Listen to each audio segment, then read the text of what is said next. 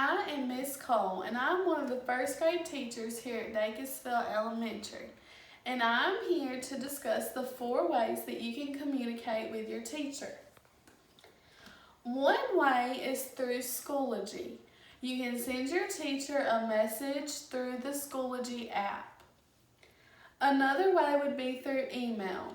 If you have any questions or concern, you can always email your teacher. The third way will be through a newsletter. Every first grade teacher will send out a newsletter with information about the week, and at the bottom will be important dates for the guardian of your child to know. The last way that you can communicate with your teacher will be through their daily folders or their Thursday folders.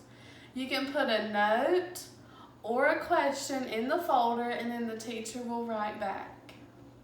Hi, this is Mrs. Keever, and I'm going to talk to you a little bit about what the first graders will be learning in math and science this year. In math, we will learn to count to 120, also to pick any number up to 120 and count to that. We will also learn addition and subtraction strategies. We will learn how to tell time to the hour and the half hour. We will learn how to measure things using non-standard units, ordering things from biggest to smallest and from smallest to biggest using non-standard units, as I said before. Also, the students will be graphing using 3 categories and answering questions about their graphs.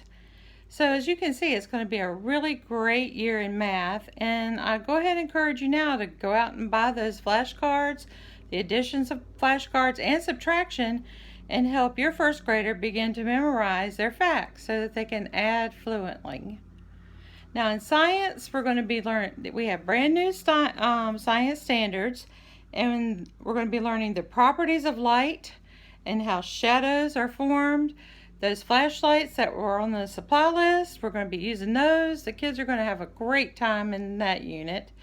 We're also going to learn the patterns of the sun and the moon and how they affect Earth. And again, that's going to be really exciting as well.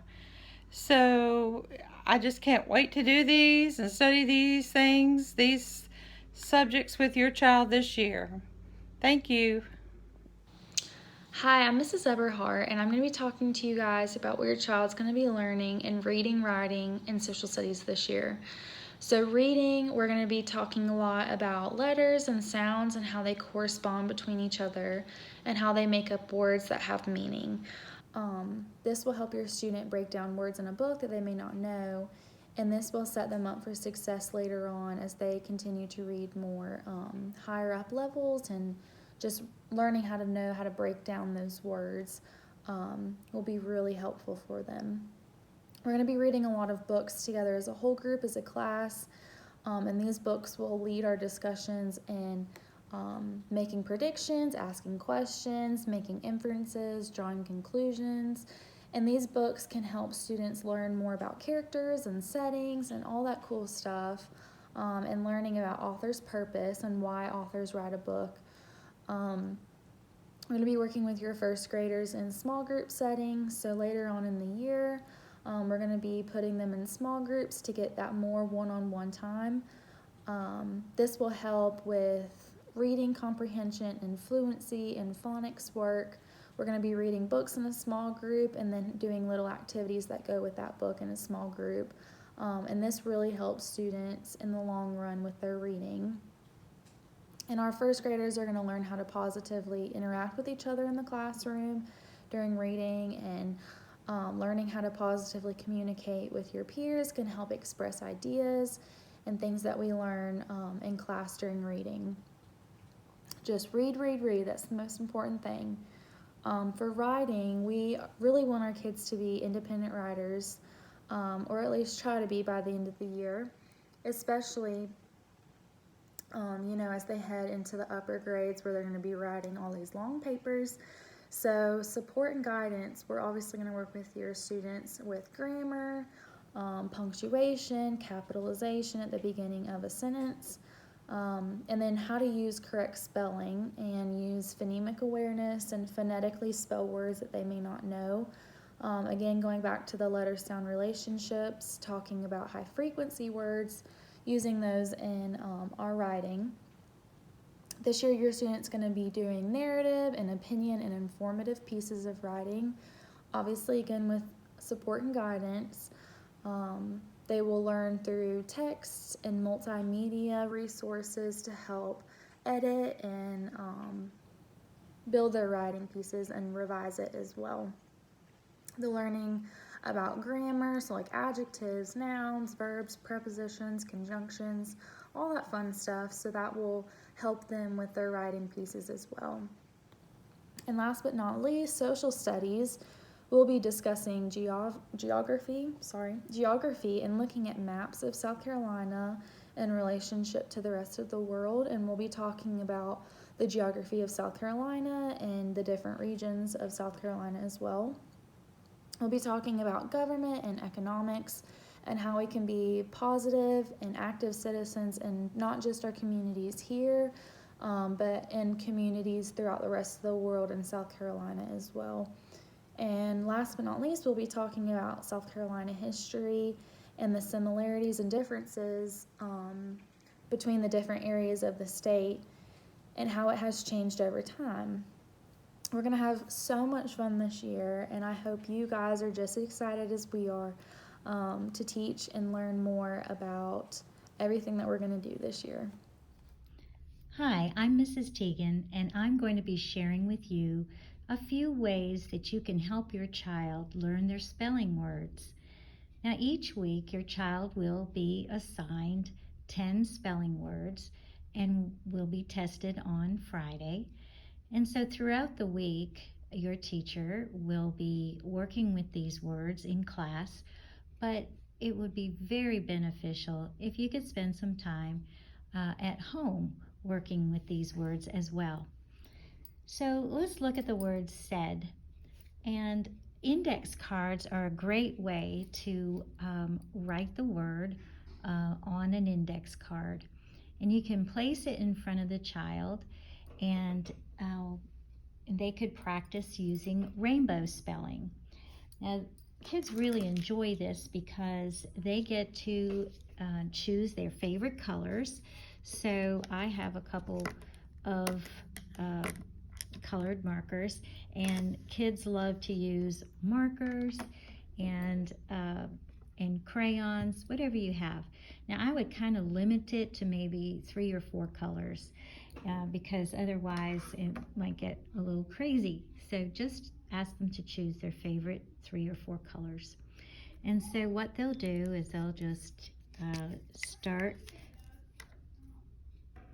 they'll write the word, and each letter will be a different color. S-A-I-D.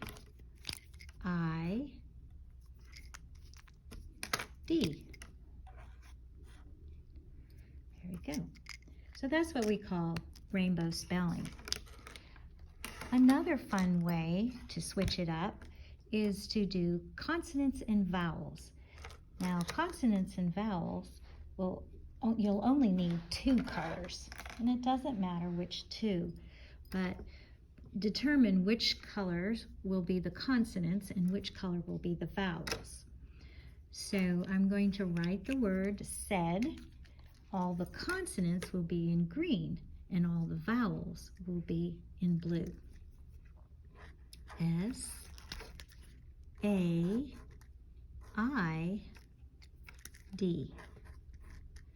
Said. And kids really benefit from doing this activity, consonants and vowels, because they are able to see the vowels in the word and pay close attention to that. Now, another activity is called pyramid spelling. And with pyramid spelling, really you would only use 1 color or even a pencil. Now, pyramid spelling, you're going to start with the first letter, S, and then down below, you're going to do S-A. And down below, S-A-I. And finally, S-A-I-D. And then the child can draw a pyramid when they're finished. And they can do that for each word. And that's another fun way to learn their spelling words. And then there's the index card that you can write the word for the child and then take scissors and cut apart each of the letters and mix them up and have the child put the letters back together again. And then they move the letters around. If you have magnets at home, this works as well too. So I hope, whoops, there we go. So I hope you've enjoyed this little video with some spelling tips for helping your child learn to spell words.